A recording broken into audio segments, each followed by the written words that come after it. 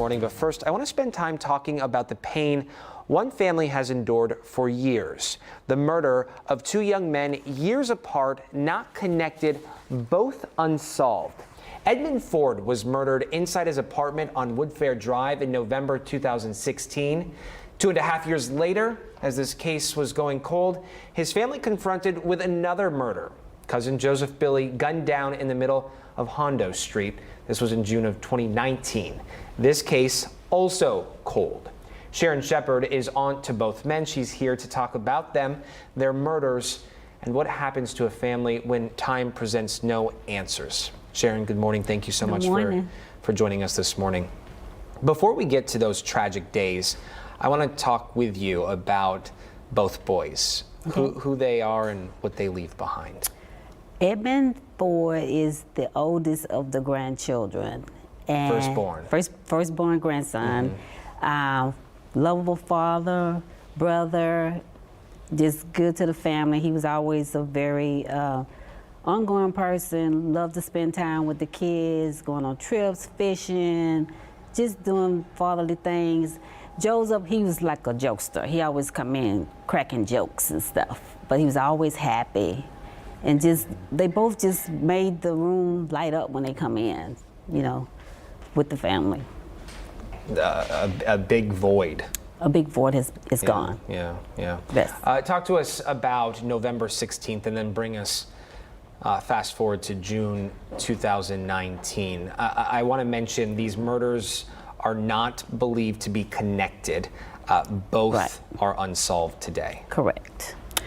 I got a call. I was cooking breakfast, got a call and say, come quick, Edmond's been shot. And I'm like, what?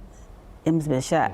So I just got dressed, and when I got over there, he was already gone when I got there. That was the worst thing. That was in November of 2016. That was November of 2016. And just dealing with that, you know, with family, and, you know, we're trying to get through that. And then a few years later, I get another call. Well, actually, I saw it on TV, but I did not know it was Joseph at the time until I got a call about an hour later from his sister, and it was him. So another void in the family. What does years of no answers do to a family?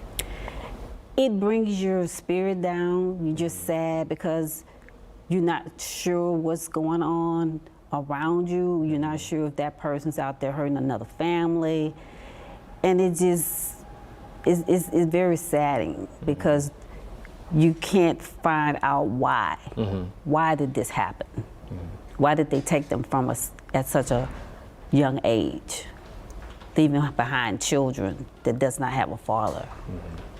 Do you begin to lose hope at all? Sometimes I do, but I have to just keep trusting in God that one day someone will come forward and give us some information on either one. If I can just get one solved, I will be good. I know we met more than a year ago. Yes. It was a Tuesday night at Crime Stoppers. Yes. I stopped by a meeting after work one evening to talk to loved ones of victims of unsolved cases. And at the time, I floated around the idea of launching a new series at the time called Z-Files that would shed light on cold cases, missing persons cases within marginalized communities. And I remember talking to a whole handful of families, including you. And it was really important to once I saw the need, once I saw there was a major need for something like this, I thought it was appropriate to start with the person who reached out first, and that was you. And so we started telling this story about a year ago. I think it was June of last year, and you know, things popped up, and so we had to take care of that before we were able to get where we are today. But with that, I want to ask you: is this the first time you're speaking to media? No. No, you've talked to media before. Yes.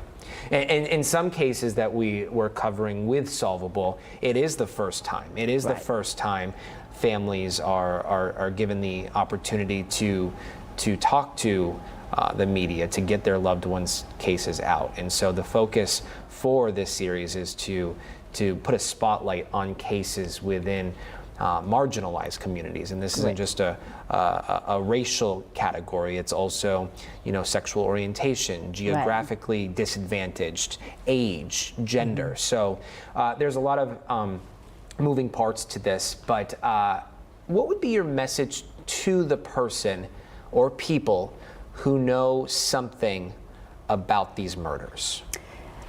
It would be helpful if someone would just come forward to just give our family some peace, clarity, to even other families that are waiting as well. We have these meetings at Parents of Murdered Children to try to comfort everyone, and it's a burden.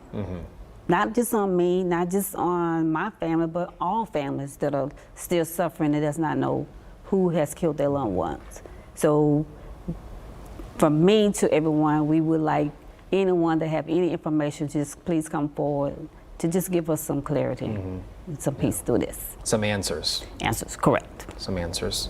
Not saying that closure will ever be achieved, but getting answers can be helpful. Right. Yeah.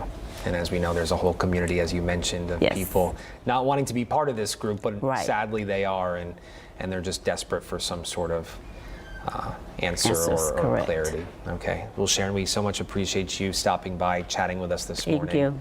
Yeah, to learn more about Solvable, head on over to our website. That's clicktohouston.com. And of course, if you have a case you want us to examine, email us at solvable@kprc.com.